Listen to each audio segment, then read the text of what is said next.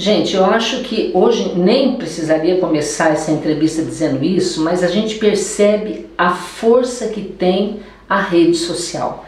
Nós estamos em todas elas e elas vão criando exemplos, falsos ou não, vão criando exemplos. E existe um assunto muito sério que as redes sociais têm um peso grande, que é, e nem só as redes sociais, porque elas também apelam para a estética. Então, se a gente juntar tudo isso e pensar em ganhar peso, em sair daquele formato, daquele padrão socialmente aceito, daquela beleza que às vezes a mãe exige que a menina tenha e queira um corpo menos gordo, mais certinho, enfim, tudo isso somado ao que vivemos hoje, de repente desequilibra. Então, para conversar sobre isso, para entender como é que começa esse processo, não exatamente também, mas não exatamente o processo de ganhar peso, mas o que leva o ganhar peso diante de todas essas cobranças, é que nós viemos aqui conversar com a Carla Diel, nutricionista. Obrigada pela oportunidade. Imagina, Carla, obrigada a vocês. Né? E para entender tudo isso com a sua experiência de consultório, aquilo que você chegou até hoje vendo, ouvindo e tratando. Essa questão toda do ganhar peso e levar a síndromes, a levar a desequilíbrios, começa como? Como que você analisa a questão?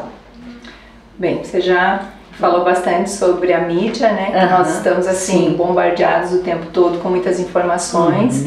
E as pessoas buscam sempre estar acima do que realmente é o normal, digamos assim. Então elas têm exemplos muito grandes e inicia aqui quando vem procurar normalmente, por exemplo, como a gente tem um padrão de beleza e as pessoas, ao invés de buscar ajuda, que seria o correto, sim, né, vir numa psicóloga, numa nutricionista, num médico, começam a fazer coisas que a própria mídia passa e nem sempre é o correto. Sei, aquelas receitinhas de Facebook, de Instagram, etc. Exato.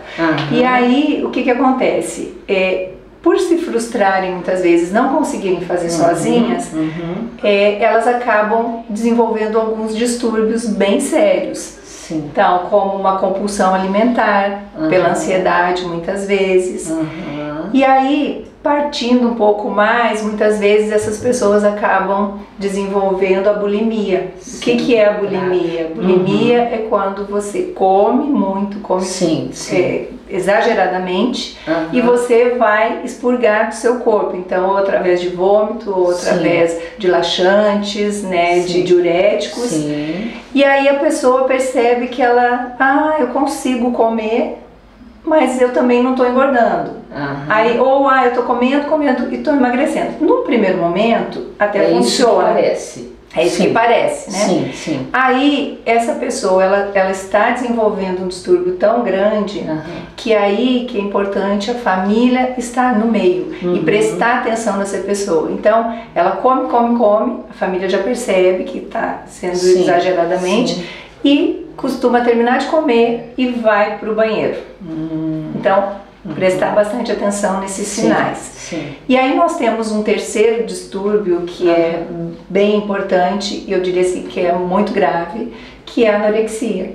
Que é a partir do momento que a pessoa se nega a comer. Ela se olha no espelho e ela acha que ela está enorme. Ela tem uma distorção da imagem dela. A pessoa já chega a um extremo diante da situação, né? Total. E aí essa pessoa, ela vai deixando de comer, ela vai passando um tempo maior, aí ela sofre porque ela tem vontade de comer, mas ela não quer isso no primeiro momento. E aí ela vai deixando de comer e essa hora a família tem que olhar, prestar atenção, porque vou dar alguns sinaizinhos do que pode acontecer. Então, por exemplo, aquela pessoa que você percebe que faz de conta que come, sai da mesa, aquela pessoa que cozinha muito, gosta de cozinhar, mas ela não come nada. Certo, ela cozinha para os outros, talvez até para matar um desejo, provavelmente, né? E ela não come. Só que a anorexia ela é muito grave, porque a pessoa deixar de se alimentar, provavelmente ela vai desenvolver uma desnutrição e ela vai perdendo as forças do dia a dia, né? Então é uma doença que mata. Sim. Tem que prestar muita atenção.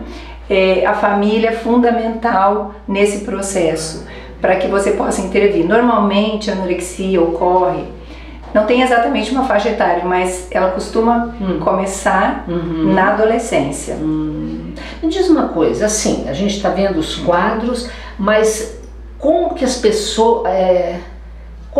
nós vamos chegar na família, mas como que esses pacientes chegam até a sua clínica? E quem que os indica? É a família não vem direto da família?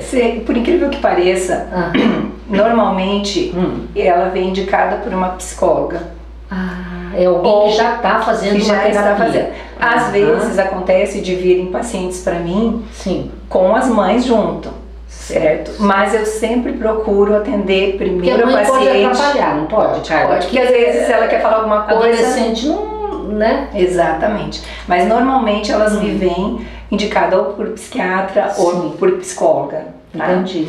E aí eu procuro fazer um trabalho para mostrar para essa adolescente. Acontece na vida adulta também, tá? Certo. Mas o mais comum é na adolescência. Porque ela quer ser aceita pelo grupo, ela quer ser aceita, por tocar de novo na família, ela quer ser aceita. Essa questão de aceitação é muito difícil de ser entendida, de ser praticada, inclusive. Né?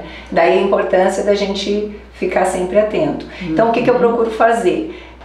Que essa pessoa, mostrar para ela, lógico que com um trabalho multidisciplinar, com psicóloga, fazendo a sua terapia, né, com um psiquiatra, muitas vezes precisa entrar com medicamento, mas imagina como que eu tenho que trabalhar com uma anorexia, porque ela tem que confiar em mim, tem que acreditar que eu posso fazer um cardápio para ela, que ela não vai engordar. Entendi. Então a gente faz o trabalho inverso, a gente começa a pôr menos calorias, mostrando para ela que ela precisa, falando da importância de se alimentar, que não é só pelo peso, mas que ela precisa estar nutrida para ela não ficar doente, né, para ela poder ter uma qualidade de vida melhor. Então a gente tenta trabalhar esse processo junto com a psicóloga para que ela adquira confiança e que ela consiga se alimentar um pouquinho melhor.